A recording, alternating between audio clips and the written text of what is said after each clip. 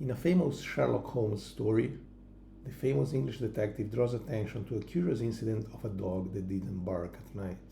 Sometimes, what we don't hear is almost as important as what we hear. While we are bombarded with news about global warming, what is the media not barking about? There are a lot of environmental catastrophes that are simply ignored. Our food is full of plastics, chemicals, and pesticides. Rivers are overflowing with pharmaceutical compounds, but the media is silent on this. Big pharma and big corporations have big pockets.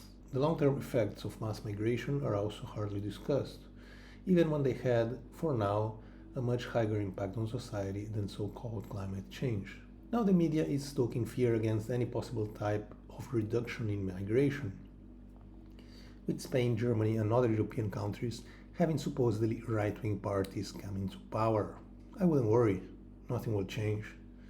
The right is as useless as the left, or perhaps even worse. Just look at Italy, where a supposedly far-right Giorgia Meloni was elected on the promise to reduce the number of illegal migrants coming on boats and ended up triplicating it. Now she's even saying that Italy needs migrants and is increasing legal migration channels from Africa and India. I don't see much difference between legal and illegal migration, to be honest. Canada has mostly legal migration. In Germany, most of the refugees are legal. So what? The problem is not if it's legal or illegal, which is just a question of papers. The question is where they come from, and how many, and what do they do. If Italy really needs migrants, which I doubt, what they could easily do is bring more Italian descendants. Currently, the process to obtain Italian citizenship by jus sanguinis, proving you have Italian ancestors, is very long and arduous. It may take years, sometimes even a decade. Why not bring those people first, who at least have some proven Italian ancestry, instead of random non-Italian foreigners? But it's not just immigration. In all things, the so-called conservatives do little more than complain while the changes keep happening. Because what are conservatives really conserving? While the left acts and makes changes in society, those changes become part of the system, then conservatives try to defend what years ago they were fighting against. Many conservatives today defend gay marriage, for instance.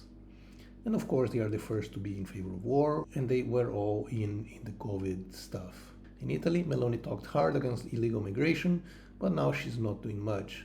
And she also gladly joined the NATO war in Ukraine, just the same as the previous government. Salvini said that he was against COVID lockdowns and then joined the Draghi government, which instituted one of the most repressive lockdowns ever.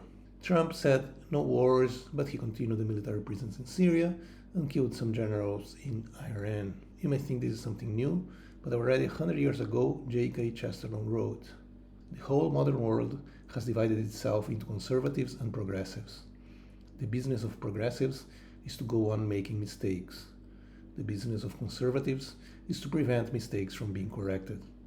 Even when the revolutionist might himself repent of his revolution, the traditionalist is already defending it as part of his tradition. So don't count on politicians to save us. We are alone. But perhaps that's a liberation. It's better to realize our situation than to cling to false hopes. Only the man who has nothing to lose is really free." As they say in Washington, D.C., if you want a friend in this town, buy a dog.